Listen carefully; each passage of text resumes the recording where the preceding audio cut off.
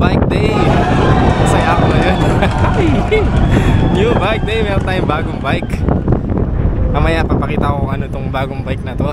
Pero nabili ko to sa very sulit na presyo. Wow! Kaya nga bigla ako napabili. Pero gusto ko naman talagang kumuha ng ganitong bike for its intended use. Woo! Thank you Lord. Bike check natin.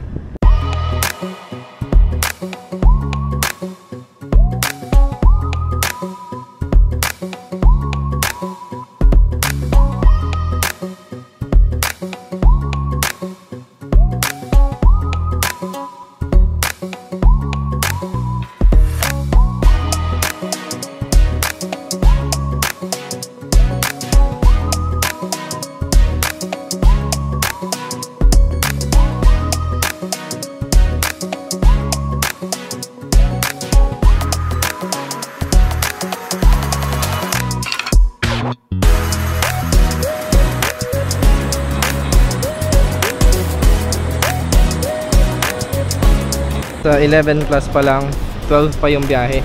Sasakay ko na lang sa bus para sayang naman, para di maputikan ng kinis-kinis pa. Ganda pala sa personal. Alright. Let's go.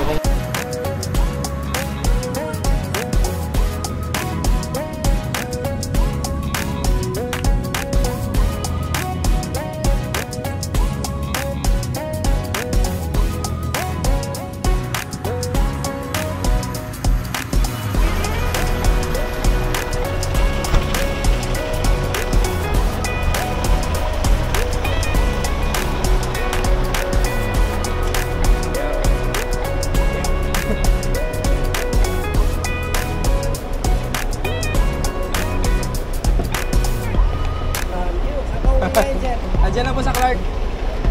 Thank you po, ingat po.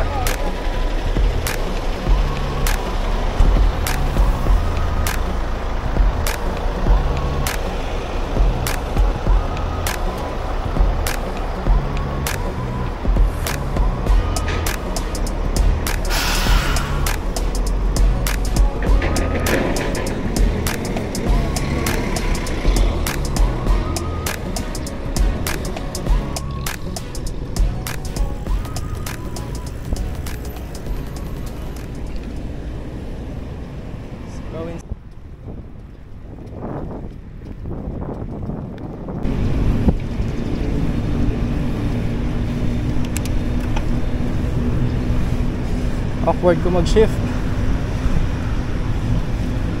Baka ganyan ang hawak eh. Ang haba nitong lever na to. Shifter dito ang haba. Ganito ba talaga? SLX?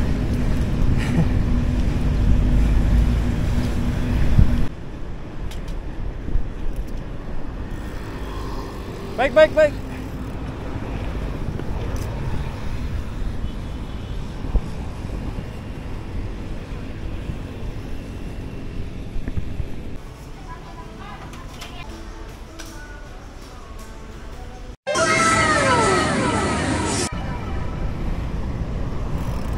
Chill lang, busog pa.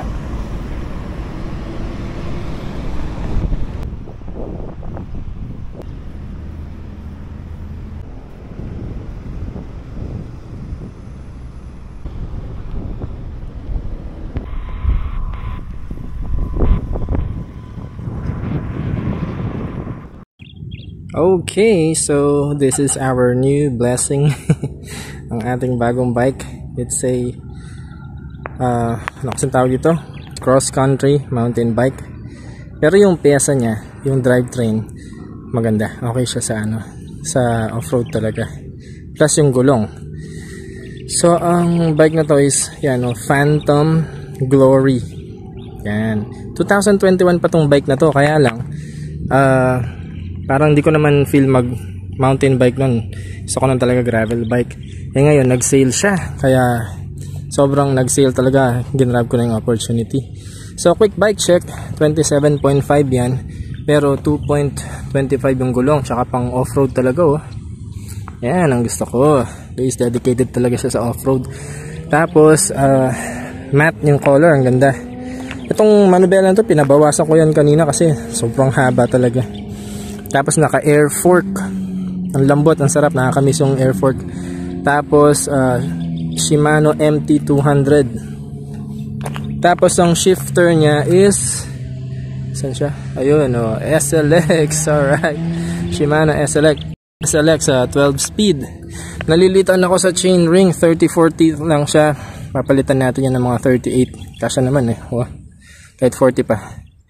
Tapos syempre yung stock pedal, pinalitan na rin natin ng yung paborito ko na dual. Ayan, cleats. Tapos dito flat, heroic. Tapos ito SLX, Shimano SLX. Syempre may switch, 12 speed, so 1150. Tapos KMC yung chain. Tapos hindi pa pala siya Halotech. So yan, pag nasira doon natin i-upgrade ng Halotech. Yun lang, very simple bike. Salamat po sa AJ Bike Shop sa Sampaloc, Manila, sa napakagandang discount na binigay nila.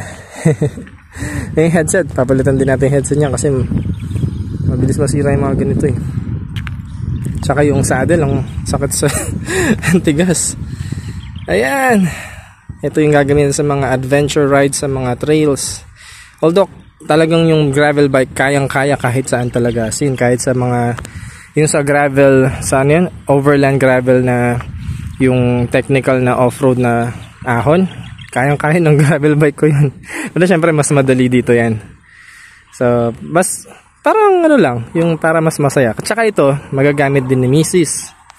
pag gusto niya magbike. Syempre sina Zane, mga anak ko, paglaki nila yan, dagdag sa mga laruan nila yan. Thank you Lord. Dapat sana nung Friday pa to para itong Sabado, sa Sabado ngayon, itong Sabado ng umaga ita-trail ko siya. Kaya lang hindi siya umabot. Kaya next week i-trail natin itong mountain bike na to. Nakakamiss tong comfort, yung comfort ng suspension, yung makapal na gulong na ganyan. Pero syempre love na love ko pa yung gravel bike. The more the merrier. Let's go.